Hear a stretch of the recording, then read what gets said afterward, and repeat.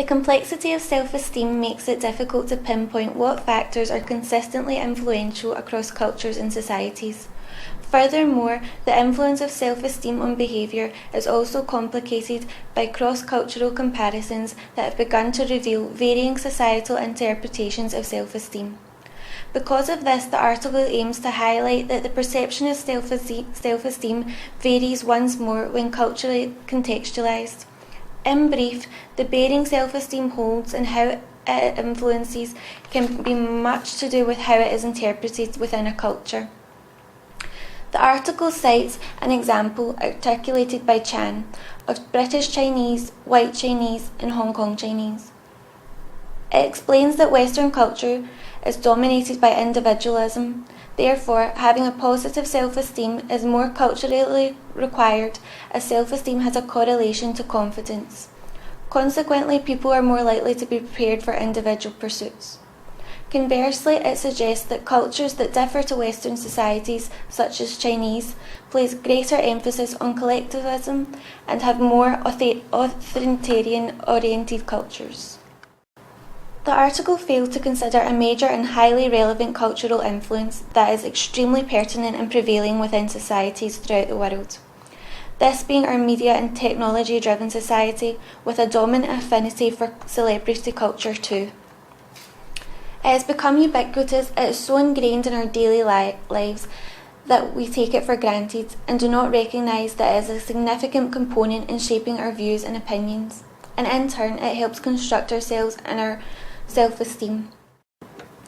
Upon researching preschool education directed by the Week 8 assignment from What If, we consulted the article No Silly Girls Films. This article demonstrated that television and media outlets are in fact highly significant in the means of understanding why children act the way they do, and why they come into educational establishments with the beliefs they do. This article highlights that what children consume in their leisure time constructs their identities, aspirations and thoughts. Therefore, it can be deemed, and arguably should be deemed, a tool or teaching machine. Therefore, we need to emphasise the importance of considering this facet of our modern day culture, as it does have the potential to modify one's self-esteem. Shockingly, more than half of children have used an online social network by the age of 10, according to a 2013 report. Despite age limits featuring on such sites, this does not act as a deterrent for many youngsters. The social age report for online safety advisory website Know the Net found that Facebook tops the list of sites that kids sign up to underage, with 52% of 8 to 16-year-olds admitting they had ignored the site's official age limit restrictions. Other sites include WhatsApp with 40%, BBM with 24%, Snapchat 11% and Ask.fm 8%. So how does this relate to self-esteem? Well, the context being exposed to young people from the media, it could be argued is damaging their view of themselves, their ability and their body image, eroding their identity, and in general it can be corrosive to their self-esteem. If we firstly look at social media sites such as Facebook, Twitter and Instagram, one concern is the content being distributed. According to the NSPCC website, children and young people may see illegal or unsuitable content such as dangerous advice encouraging eating disorders, self-harm or suicide, excessive violence or race-hate materials. Young people can internalise damaging images and ideas and think these are the benchmark for how they should act, aspire to or be. It is peer pressure on a massive scale. Educators, it may be argued, have a duty to ensure that the well-being of their pupils is accounted for.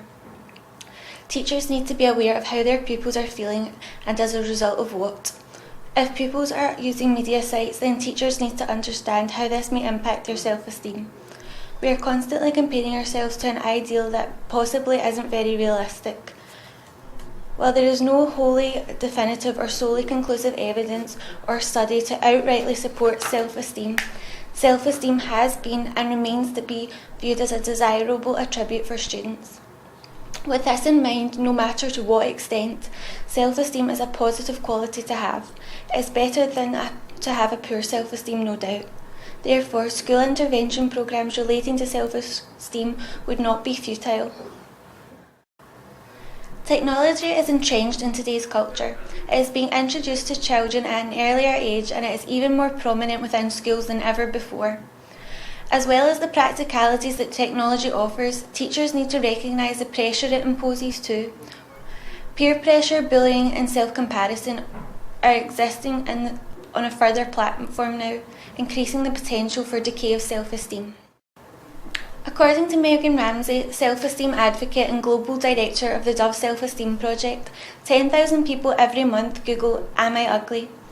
If this wasn't disturbing enough, people are asking mass audiences to define their looks using platforms such as YouTube and Reddit. According to siteguide.com, the "Am I ugly" thread on Reddit has been circulating for over 3 years, and almost 35,000 people are subscribed to it, which means that every time they visit reddit.com, they will be exposed to the relevant content. They will see the 100 or so new submissions every single day by self-conscious people from around the world.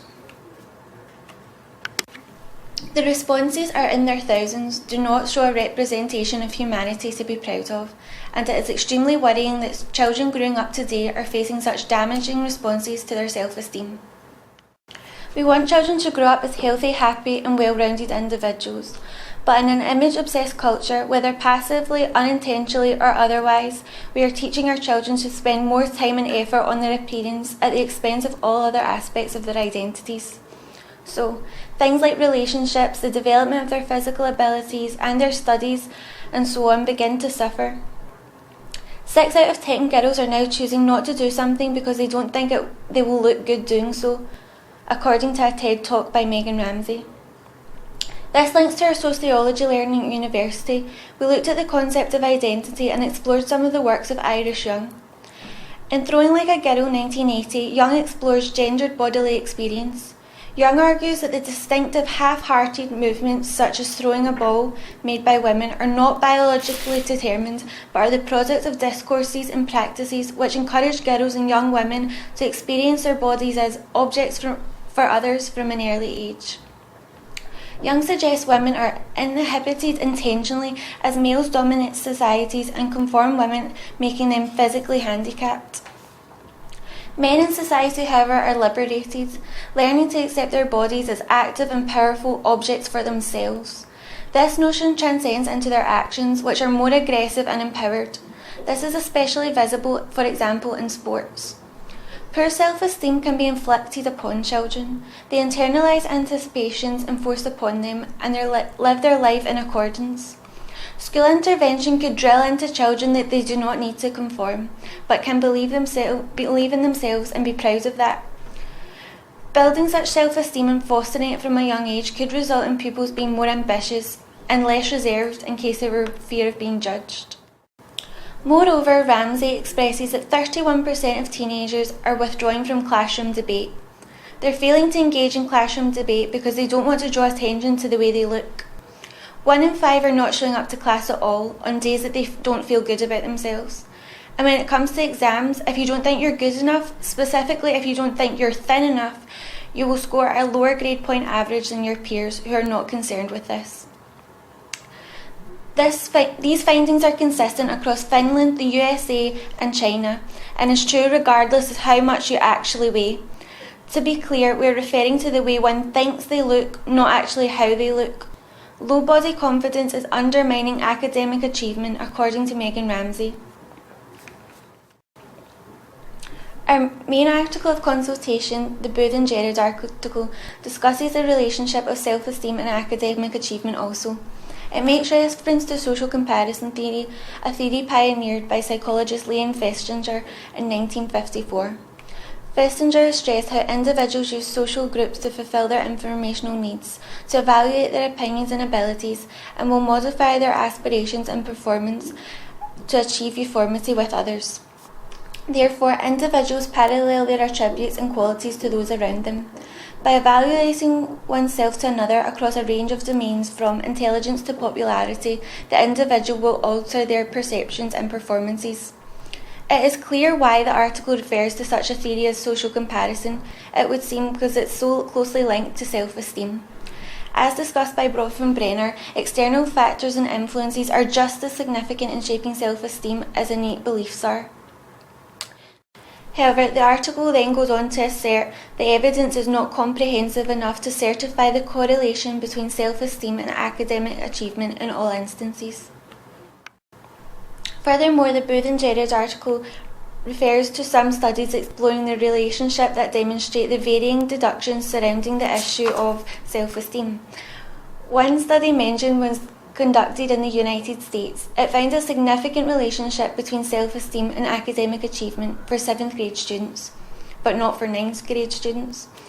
Another mentioned study investigated African American and white adolescents in the rural South. It found that academic self-beliefs were not a strong predictor of self-esteem. It may be worth noting that the studies consulted by the article are outdated and do not take into account the advancements made with regard to social media outlets and technology. The inconsistent findings are much to do with the plethora of variables and influencing factors contributing to self-esteem. In brief, our comprehensions into whether or how much self-esteem affects academic attainment is unclear, and a more substantial and insightful investigation is required. However, on the whole, it is largely accepted that self-esteem is an advantageous quality. Again, Megan Ramsey voices that the more needs to be done to combat diminishing levels of self-esteem in our children and young people, especially when discussing body image in relation to self-esteem. While there are programs in circulation, more needs to be done. Making children feel good about themselves, one might argue, is making them believe they can take on the world. If schools invested more time endorsing self-esteem, they consequently are investing time in nurturing an individual, letting them see their potential and capabilities.